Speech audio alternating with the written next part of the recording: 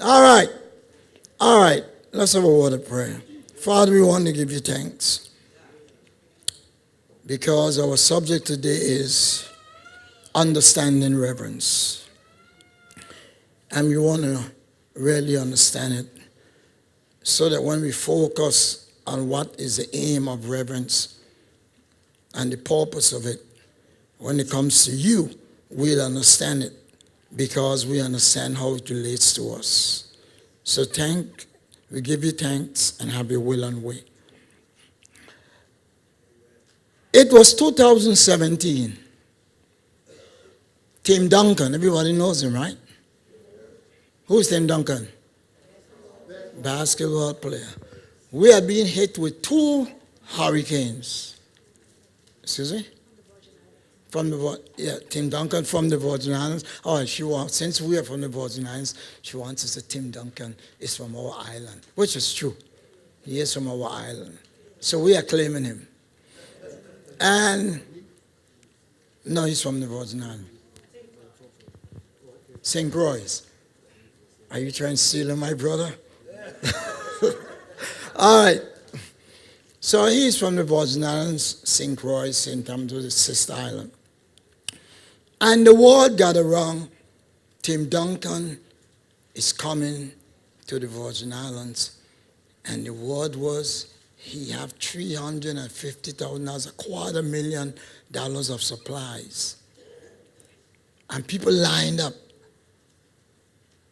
And the first day, I think, he was not seen. They were a little too early. The rumor, those who had heard the rumor, it was not so. But the night, Tim Duncan laid out trailers, both in St. Thomas and in St. Croix, hundreds of thousands of dollars. And my wife insisted, you gotta go, you gotta go. I said, honey, I've been in so much line. I have to stand up in the line for water. I have to stand in the line for this. I have to stand up in the line for that. She said, go. If Tim Duncan has something, it's going to be good. So I went down there. And I saw this tall, lanky man. Never seen him before in my life. And there was a swarm of people. And when they started giving out things, at first, they seemed to have been giving out maybe 5 cans of juice. And after a while, I don't know what Tim Duncan did, but after a while, by the time my turn came, they started to increase it. But when I was passing on the side, a lot of people were taking selfies. Everybody wanted a picture of Tim Duncan. Everybody. And, short people. Tim Duncan have to bend down to take the picture with them. And 2 ladies were on the side. And they walked out. And they were waiting. Their husband said, I will go leave him. And just that he can't drive it now. He has a sprained back. I'll go leave him. So what is the problem? They said, look at the man. Look at those people worshiping the golden calf. You know what they were talking about? Tim Duncan. They said this is Baal worship. They are reverencing the man. And I turned to them and I said, no, they are honoring the man. I said, most people, I don't see most rich people come down, stand up in a line for 6, 7, 8 hours and meeting the people. I don't see that. And I said, if they want to take a picture with him, so what? Pastors come to a church and church members want to take a picture with them. So I said, what's wrong with that? She said, you must be a Baal worshiper too. So I just left her alone. That's why today it's important. I want to talk to you. My message is understanding reverence. By the way, like I said, I'm full of all kinds of surprises. When the brochure was given out, I was shocked. I said, what? This is not a team. Fall in awe. Because they told me for months it was reverence. That's what my wife told me. I understood. It is reverence still. But I didn't know it was a fall in awe was the actual name. So I said, anyway, fall in awe is reverence. So anyway, But anyway, I said it's the same thing. Today, I want us to understand reverence. And I want us to understand worship. If I were to ask you what's the meaning of worship, do you know what worship really meant originally? It meant to kiss. Like a lap dog. You know, I have a dog. And when I come home, he come running to me and taking all around my foot and following me. I have a dog, if I walk to the washroom, he runs behind me. If I stop there, he sits between my legs. If I standing up by the kitchen, help my wife wash the dishes, he follows behind me. Everything I do, if I'm in a room, he wants to be in that room with me. And then my son told me, Dad, because my son came now with a dog, 2 dogs. That dog, from the time he came down, he latched on to me and disowned them. I don't know why, but he just latched on to me and disowned them. And then they told me, you're going away. This is a problem. That's why we told you, Daddy, stop getting the dog so attached to you. I said, what's the problem? They said, when you leave, that dog stays in the rain. Most of the times I go with him in my truck. But that dog stays in the rain, waiting for you to come back. An hour, we have to chase him and put him in his cage. They said, what is he going to do when you leave? I said, he'll get tired. After a day, 4 hours or 5 hours in the sun, he's not going to drop down dead. So don't worry. He's going to catch it. But I felt good. I felt good that dog loved me so much. I said he stood in the rain after I left that day, and it was raining a lot. And I felt good. It's good to be given reverence. I want to say it again. It's good to be given reverence. Now people say, there you go in the flesh. I want to say something to y'all. Fear and reverence and worship always has an element of, well, don't want to use a word for a word, it's in English, but fear and oh, thank you very much. Thank you very much. Now we have corrected one thing. All right. All right. All right. Now the first thing I want to understand about fear, about reverence, which is fair, which is awe, all mean the same thing. It is not only Yahweh alone is to be reverenced. That's what was wrong with those ladies with Tim Duncan. It was not only Yahweh alone. Do you know a wife is to reverence a husband? Yes. Ephesians 5:33. It says, nevertheless, let everyone be in particular so love his wife, even as himself. And the wife must see that she reverence her husband. Reverence is not exclusively something for Yahweh. It just said the word Elohim. Elohim is not an exclusive term for Yahweh. That's why when they were about to stone Master Yahshua, because he said he's the son of Yahweh, what happened? He said, is it not written in your law that you are Elohim? You are Els? John 10:33, Psalms 82:6. So what's the difference between Moses being an Elohim, or Aaron being an Elohim to Moses? What's the difference? The word is the same. The word is the same. Angels are Elohim. Many times in the Bible when you see, and they shall go before the judges to try a case. Do you know what that word is? It's judges in English, but the Hebrew word is Elohim. And Elohim is anyone that has authority over you. That's all it is. So the judges and the policemen, when they pull you over and they ring their siren, they are Elohim over you. So what's the difference in Elohim? Well, Elohim, when you use a man, means strong. Elohim, when used of Yahweh, means strongest. That's the only difference. The word is the same in Hebrew. So, or I can make myself an Elohim. I'm an Elohim to my wife. I am. But Yahweh killed two people, one in Ezekiel and one in the New Testament, for making himself. He said, for thou being a man, thou makest thyself Elohim. In this case, he was making himself, what we say, numero, number one. You cannot make yourself number one. Only Yahweh is number one. Yahweh is your only head honcho. But you can have smaller honchos without being the head, the top brass. And that's how a government works.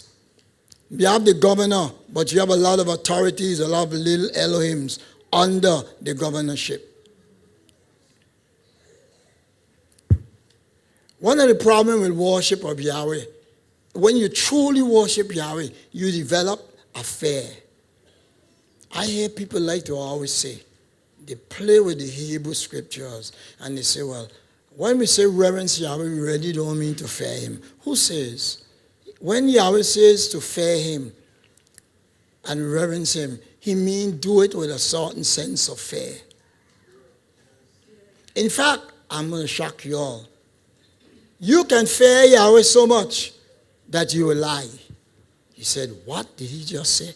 I know he's going off. Much learning has made the judge mad. No, I'm never mad. I always check out what I say before I make this. I repeat again. You can reverence Yahweh so much. You can realize who Yahweh is so much that you will lie even in Yahweh's face. Where did that happen? Sarah. In Genesis 18:15, but you know the story when Yahweh promised Sarah. And Sarah thought it was a joke and she laughed. And Yahweh came down and said, Sarah, why did you laugh? And she said, I didn't laugh. Was she calling Yahweh a liar? No. She was so trembling and frightened over the awesomeness of what Yahweh can do to her. Yahweh can wreck her. Yahweh can break her feet. Yahweh can give her a stroke. Yahweh can call down thunder and lightning and destroy her. That when you are so afraid of Yahweh, she lied. You know what's beautiful about that story? Yahweh did not kill her when she lied. Because he knew she didn't lie to be deceitful or to be evil. She lied out of respect for him. Oh my, I goof, I laugh, and now he's going to destroy me. What are you going to say in fright? No, I didn't laugh. You know what Yahweh said? Yes, you did laugh. And when he told her that, you know what she did? She went in a little shield. And she didn't say a word. So frightened she can't even say, yes, you're right. And Yahweh looked at her and said, go your stupid self. And Yahweh walked off and left her. Nothing else is said in the Bible about it. Nothing else. You call that lying. You're so frightened. And our kids do it all the time. I have a grandson, you call him? I was giving you I have a grandson. And he's staying with us right now. They came down, setting up themselves. And I always keep telling him, listen, when you come out in the kitchen to make your tea or to get something, don't come with the game in your left hand and walk in, put in the milk and put in the sugar, you turn up things. Yes, Grandpa. Well, one day I wasn't there. I'd step out and he came. He went to do the same thing and he make a mess. The whole chocolate thing turn up from the top of the refrigerator. You ever turn up something and they run all down and all your things them? So he looked at that as a young fellow, 9, 10 years, and said, I could get a solve in time. That's a lot of work. So he just shut the fridge there back and went back in his room like nothing happened. I came home and I opened up the fridge there and I see that from the time I go in open the fridge there and I see all the thing running outside. Lord, if you had even straightened up the carton, it wouldn't have run so much. So I said, Dalton, I just suspected it right away. I said, it couldn't be my wife that would leave it. So I said, Dalton, who did this? And he come out, what, Grandpa? And I walked him out. Out there in the kitchen, he said, what? I said, come. And I took him out. And when I took him out, he opened it. And he acted when he's shocked. Acted when he's shocked. And I said to him, Dalton, don't play with me. Grandpa, I didn't do it. I said, Dalton, I'm not going to ask you again. Did you do it? And just like Sarah, he shut up and he raised his head down. Just say that. I said, Dalton, never lie. Why you have to lie? All of us will have to see it. They can't hide. It has to be corrected. He said, I was afraid you are going to take off your belt and beat me. That's what he felt. So when he said he didn't do it, he wasn't telling me I'm a liar. He was scared. That's true fear. He recognized he had no chance against me. He realized I was the fullness of authority and I can do a lot of things. I can beat him sick, send him in his bed, and then 7 days, say for 1 week, you won't play with your game again. He realized how much power I had over him. And when you're overwhelmed with power, being finite creatures, we try to find a way out. It happens. Who stole the cookie from the cookie jar? We don't know.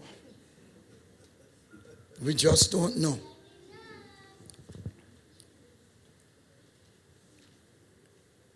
I was in the garden and I was afraid because I was naked and I hid myself. If there was only one Elohim, there will be no need for adjectives. I want to repeat it again.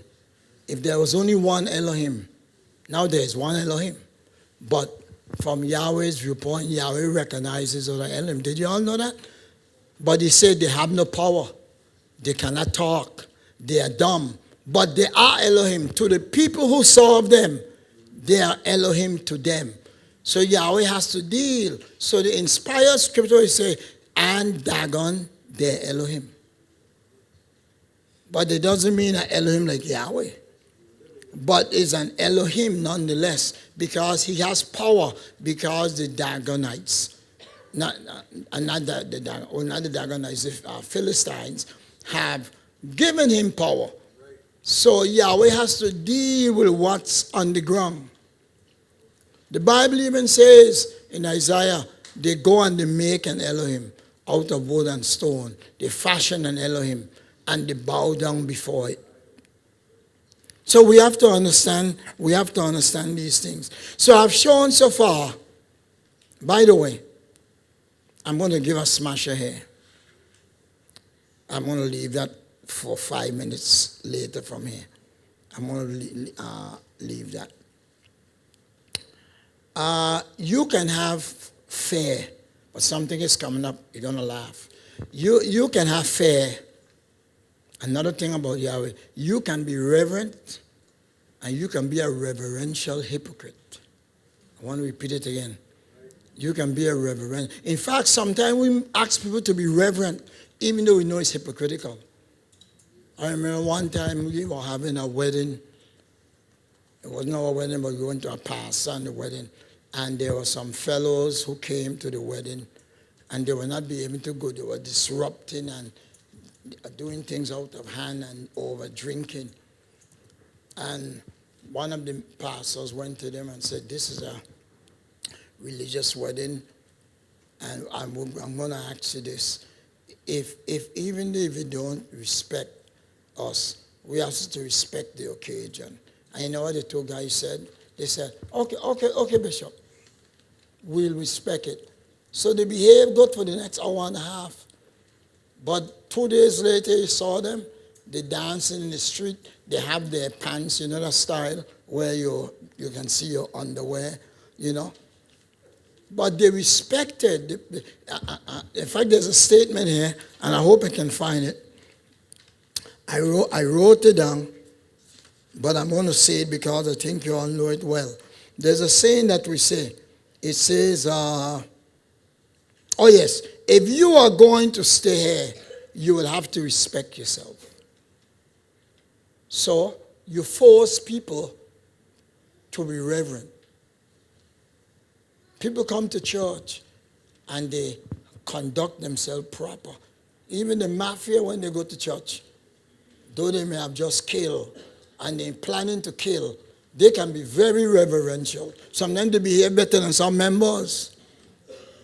They won't check their cell phone, but we have members checking their cell phone. But a mafia man will come and he will behave for that 2 hours in service. More reverential than you. Here's what the Bible says. Isaiah 29:13. And Yahweh said, this is what I call counterfeit reverence, phony reverence, pretentious reverence. Yahweh said, because these people come near to me with their mouths and give honor to me with their lips, but their heart is far from me, and their fear of me is false. Notice, their reverence, the reverence in me, but their reverence of me is false. A rule given by the teacher of men. They learn to go through the motion. We have a song say, oh, show me the motion, tra-la-la-la-la. Remember that song when you were young? Their fear of me, it's a fear, all right, but it's false. Some of us do that. Yahweh, if you help me through this one, I will change. 5 years later, we're still saying, Yahweh, if you help me through this one, I will change. We don't intend to change. We just want to get through the crisis. So we use Yahweh. That's not fair of Yahweh. That's disrespect for Yahweh. And, that's dishonoring Yahweh. I remember one time I was without a job. And I got a good, sweet job to do inventory at Pueblo. There was a guy named just like me, Mr. George. They did an analysis and a checkout on me, and they said, we want you for the job. Only one thing. We accept that you can't work on Sabbath, but we like to work at least one Sabbath a month. And I said, you don't understand. He said, don't be foolish. It's a good salary. His salary is exceptional we are giving you. I said, you don't understand. It isn't a matter of one Sabbath. I really want a job. I said, nothing can be done for that. He said, no. And I lost a job. The next day, I was called by Charlie's Trucking, and I got the same inventory job. He was a Seventh-day Adventist. I worked there for 4 years. Well, he couldn't understand. He could not understand. I cannot just pretend for that short time. Reverence can be general or it can be intensive. Now, the reason why I sacrifice for Yahweh is because he has sacrificed 7 times more for me. So I give him all the glory because he's different. I expect my wife to reverence me, but I don't expect her to reverence me more than she reverences Yahweh. But I deserve reverence. I look forward for reverence. See, we shouldn't sound pious, like when don't say that. We make reverence. We do that with the word Elohim. We do it with the word love. Now I'm going to call Lady Robinson, not call her up. But I'm going to say something that I have her approval. I talked to her about it. In fact, I need to make sure I had the right person. So Sabbath, when we went service, I was glad we went there. So I got the opportunity to talk with her. We have to understand that worship is now spiritual. Worship can be physical. Now, some years ago, I think it was in New York. I forget to ask where it was, but I think it was New York. Says all the ladies were getting up and talking about. I think they were introducing their husbands to speak. Can't remember what it was, but I know the ladies were getting up. And Sister Robinson was the only one, Lady Robinson. I'll never forget it. When she said it, I look around to see if the church is going to hum. And when she got up and said, speaking of Bishop Robinson, she spoke eloquently of him. And she said, he's my provider, my sustainer, my shepherd. And then she said, and my lover. And when she said that, I said, that's the first time I've ever heard somebody that in a church setting. And I ran that through my mind and I said, go, girl, go. Did I?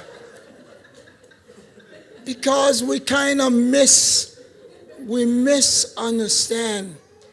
A lot of time we say, we come to the feast and we come unto Yahweh and we make it sound like you can't play games. No. It isn't that. First of all, one day we need to sit down and understand why every time Yahweh say have a feast unto him, it means Yahweh wants thanks because the ingathering. First of all, the feast before it was called the Feast of Tabernacles, the first time it was called the Feast of Ingathering. Because Yahweh gave you all the crops. You see that we don't understand it. Because we live now, you run to Pueblo, Pueblo is St. Thomas. Give me one stop here. You ride to Kruger, you run to Walmart, everything is ready there. But the livelihood was to be able to get your crops grow, your livelihood, farming. So the Feast of Ingathering means Yahweh has blessed you all year round. You must have a feast unto me and recognize me. I want to be adored. I want to be reverent, to be reverenced. That's what it was all about. But it was a fleshly thing also. You praise Yahweh. But you know what Yahweh also said? There's a fleshly part to the feast. The Bible said, when you're going with your family, gather all you can, whatsoever thing your soul lusted after. Whether it be wine or food or oxen or grape, yam it up. One of the things with the bakers when we first met them, it was the first feast we ever went to.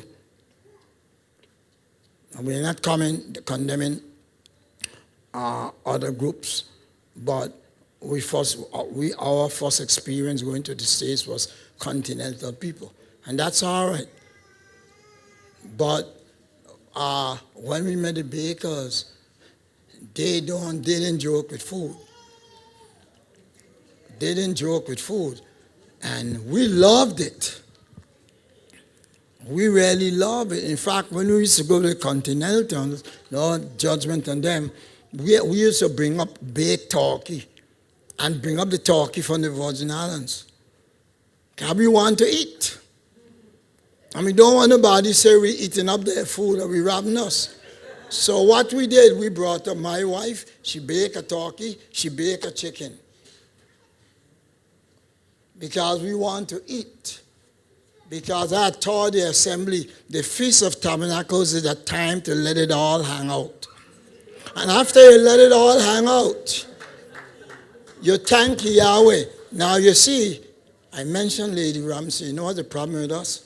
We make everything of the flesh carnal. And it should not be. When she said he's a lover, that was unto Yahweh. In fact, if I had time, I think I didn't. Could you give me my marriage is a covenant. In fact, Yahweh accused when the women are unfaithful, Yahweh say, you have broken covenant with Yahweh. That's what the scripture says. When I'm speaking about the woman broke covenant. Well, how the covenant, and by the way, when marriage is unto Yahweh, I wonder, how can this marriage covenant be to Yahweh when I'm enjoying the benefits of the covenant? I getting all the benefits of the covenant, but it's unto Yahweh. Because all good things come from Yahweh. All good things come from Him. In Him we live and move and have our being. In fact, flesh can be so important that there was a time in the Bible where there was a woman, most likely, I'm being prejudiced here, it could have been a man, but most likely a woman. There was women, not man, it was women, and there was a problem. Sometimes they have missionary in the maybe they were prophetess, and they wanted to, they just decided, well, what happened, honey? Well, what happened is I want to spend 3 days fasting. And the man can say, I better not grumble. Because she said, I'm in the flesh. She said, I love pleasure more than love of Yahweh. So he said yes, and he grumbled. And that time, he grumbled and he go outside and he see Susie. And he's 7 days without eating any icing on the cake. I'm speaking high. And he's 7 days without eating icing on the cake. And he now lost a little bit. And he gets now in trouble with Yahweh. It's your fault. Because the Bible says, do not defraud one another unless it be by what? Consent. This is a shocker. So in other words, here is one party trying to have a time of spiritual time with Yahweh. And the man, or sometimes in the case of a woman, it could be the other way around too. But the man feel, well, I have to go along with this program. So he now doing counterfeit, phony reverence. He coming to pray with you, to say fasting with you. And he, that week, he took some manisherits and some gain the stout. I don't know if you ever heard about that. But that's a man's thing in the Virgin Islands. He found out about getting the stout and he took it. But you were concerned about him because you have been trained all the years. Yahweh come first. Well, here's something. The Bible said, you better check with your husband and make sure this week is a good week for him. She must have said, what? Yahweh have to check with him to see if it's a good time to go through a special prayer with you. He says, yes. He said, I told you him to marry, so he didn't born. So now you mean he did what I said and he was now born because you up and you feel like in the first place, if you are reverencing him, you will check with him first. It's a team something. It isn't a clean shot. I follow in what the Spirit of Yahweh tells me and I just do it. It doesn't go so. As we say, nothing goes so. Let's work it out for the right time. See, these kind of things get sensitive to us because we don't understand, we don't see piousness, we don't see reverence that way. But Yahweh, you know what that is? Yahweh respects your reverence. And Yahweh says, I would like you to fast with me. But tell me when. This is a good week for you? No, Yahweh. That's all right. Wait on your husband to when he says a good week. People don't like to hear that. People don't like to understand about this. Another thing about reverence. And we don't know when I started, but I hope I'm within the time. Another thing about reverence is this. Reverence depends. I reverence Yahweh over every man, every idol, everything, every car. That's what all of us should do. Now, sometimes we fail along the way.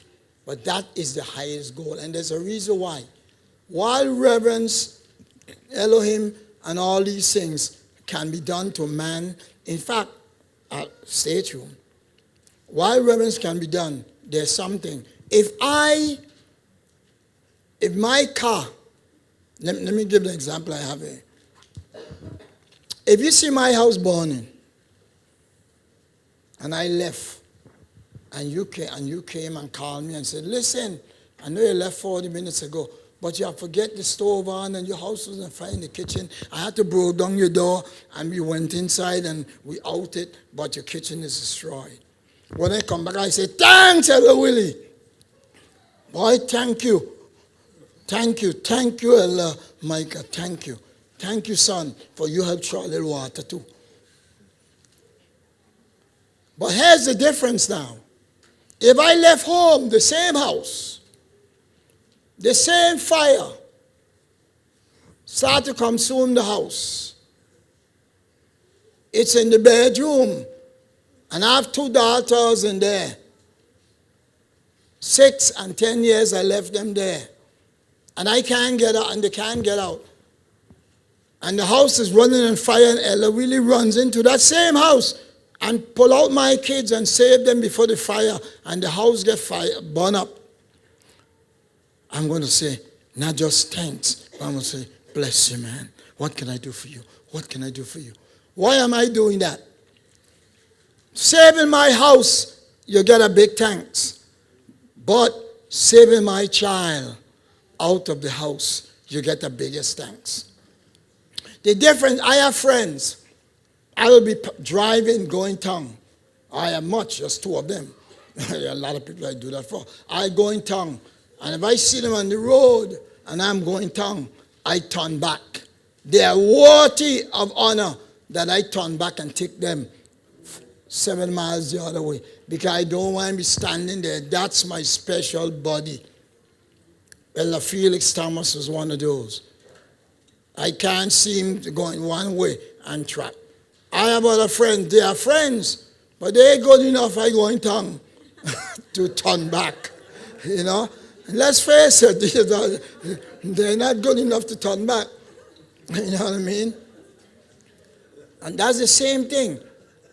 I have friends that I will sacrifice for, but I will not sacrifice against my Savior that paid a price. For scarcely for a righteous man will one die. Yes, still while I was unrighteous, he paid the price. So I will not exchange him for another, because I see him as the one who saved my child. In this case, I see him as the one who saved my life.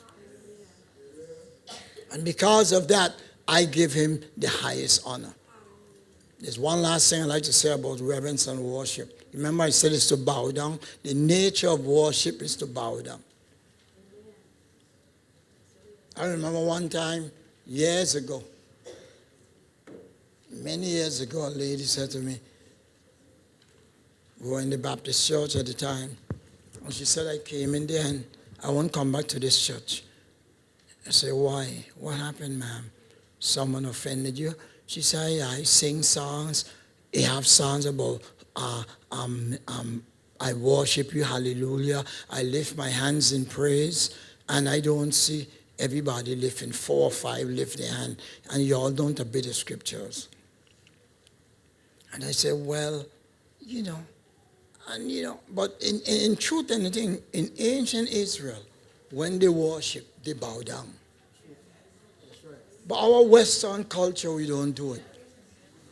You're supposed to greet one another with a holy kiss, but that is not normal to our culture. So what our kiss is, shaking hands, or a little hug up.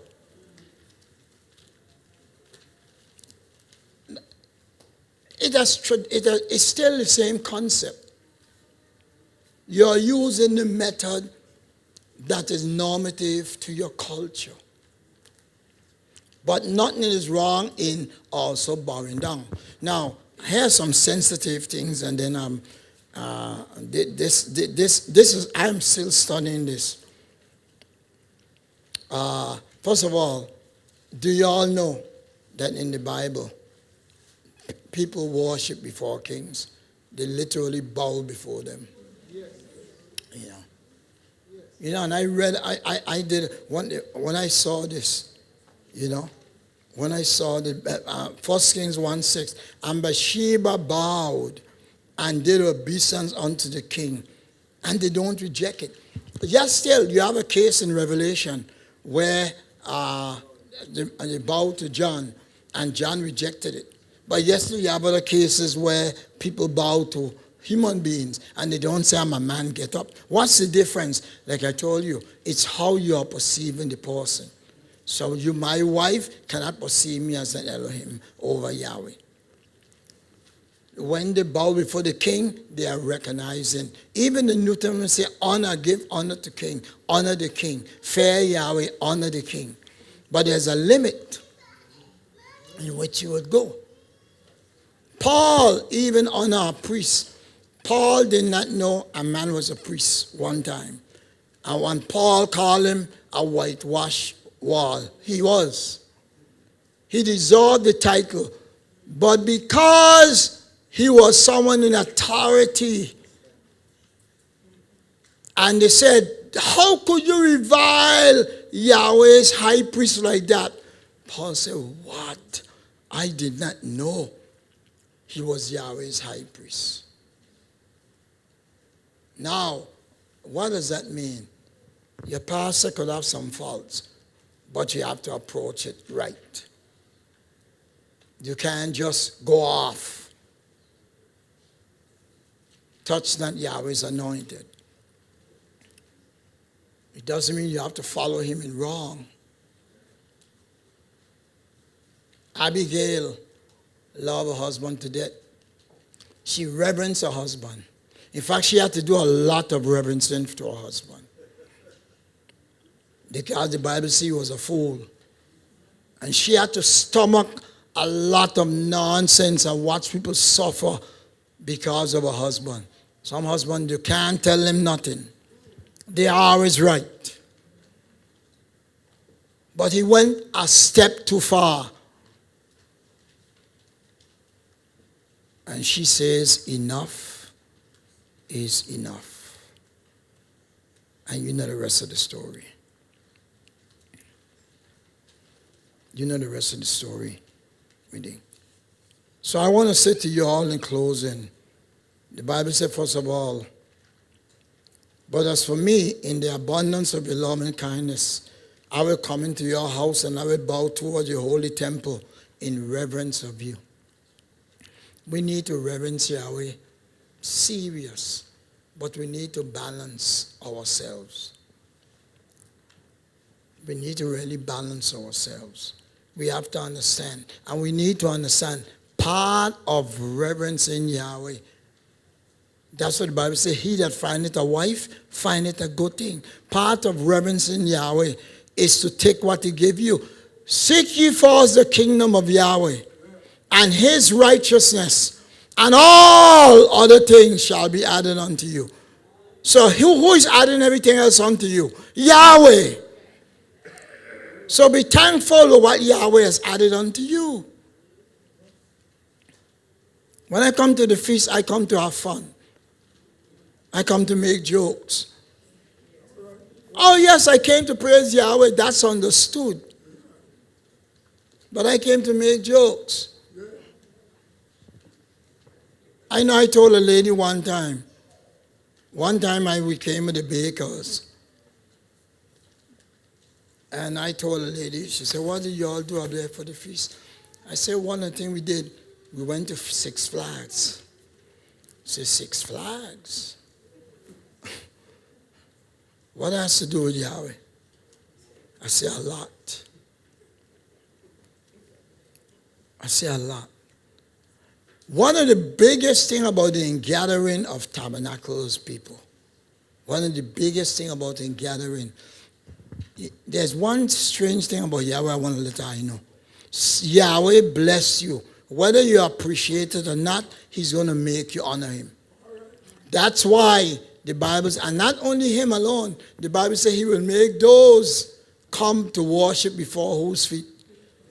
Not only his feet, but his people's feet. We get a little bit of the thing. Yeah, you kick me around. Look, my daddy have you now.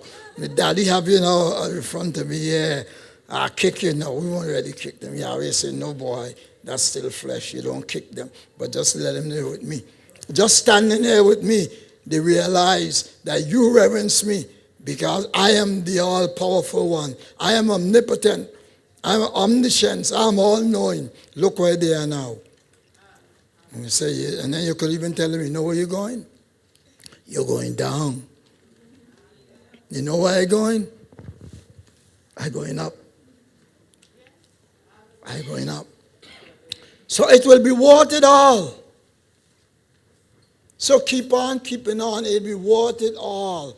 But understand that Yahweh wants all of the things added unto you. We went, I think it was the bakers again. We went to something, and I always talking about it. I wish I could go back. We went to a Coca-Cola thing. Oh, that I can't forget that. And I don't know if it was the bakers, but we went to Martin Luther. A lot of places I would not be, not for the Feast of Tabernacles. But yesterday when the bakers come in, they get down and worship. They praise Yahweh. When I come, and I'm not comparing assembly, I'm saying my experience with them. You know, you counterfeit, fake. All of us could be counterfeit and fake. That's not the issue. The issue I'm trying to say here is they worship Yahweh. They do not sacrifice. Even Elabeka, can I say this? I remember one time down, it was in the Virgin Islands. We had a feast in the Virgin Islands, right in the Elabeka. I mean, that was something else. I sat there and watched those children walk about 10 feet from the house where they were staying into a pool. And the water, how the hotel has set up the real seawater, how they set it up, fresh water kept coming in, but sharks couldn't come in or eat it because they had a wire. So the fresh water constantly in. And I saw those kids play. And I saw Elder Baker and Sister Baker sporting right out in the ocean, laying down on the porch out there. I said, Yahweh, this is a glimpse of the kingdom. When we are praising, when we come in, we thank Yahweh that we can enjoy all things bright and beautiful. We thank Yahweh for the sea and the ocean. We thank Yahweh for our wives. All this is unto Yahweh. So when we say, the feast was unto Yahweh, what do you mean?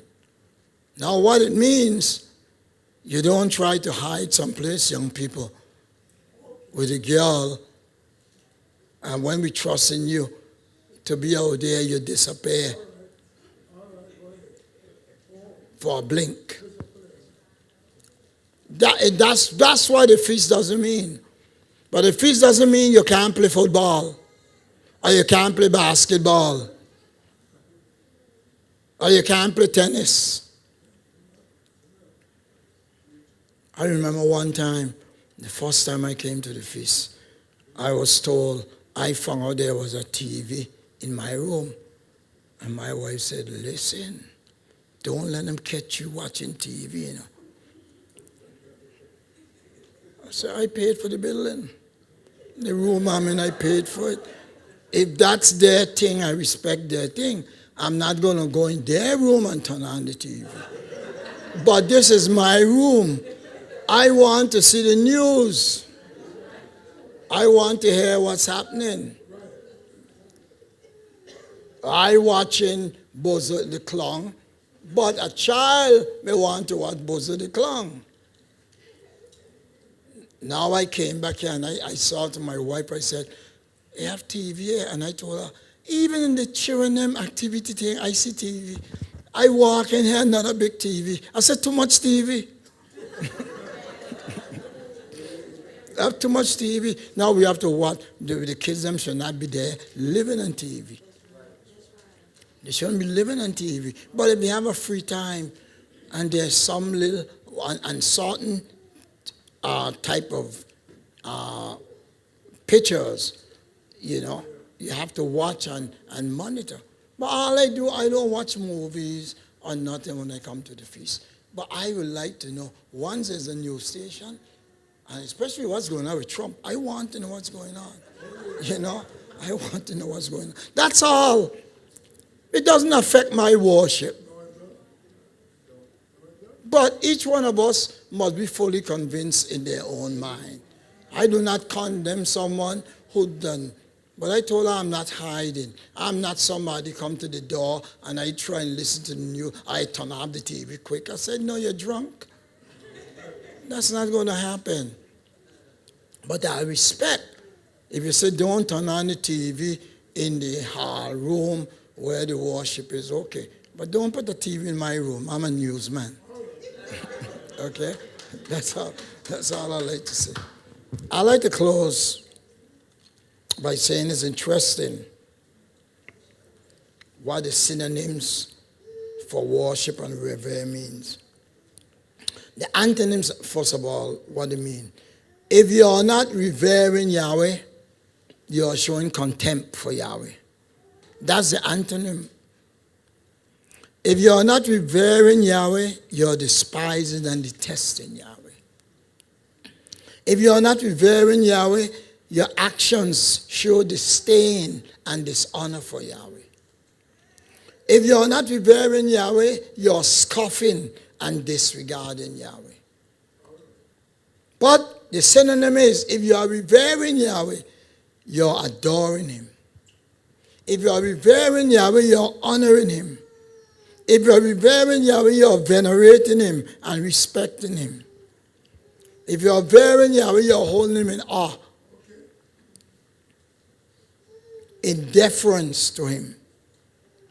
Devotion, respect, worship, homage. So when people, which they did, but bow before a king, and you were expected to bow. By the way, what's her name is? Not Abigail. Esther did not bow before Haman.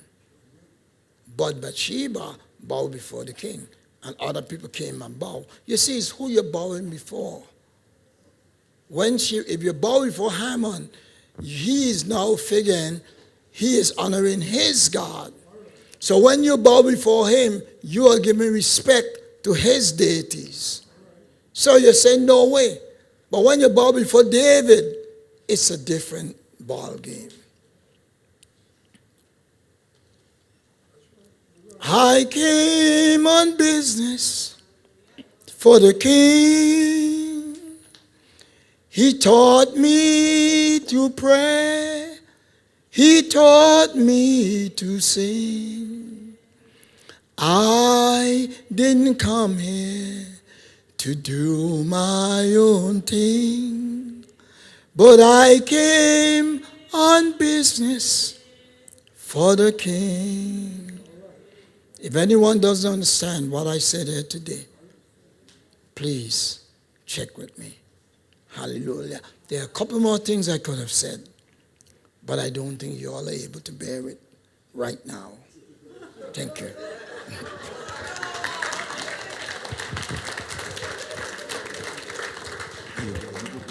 Sure.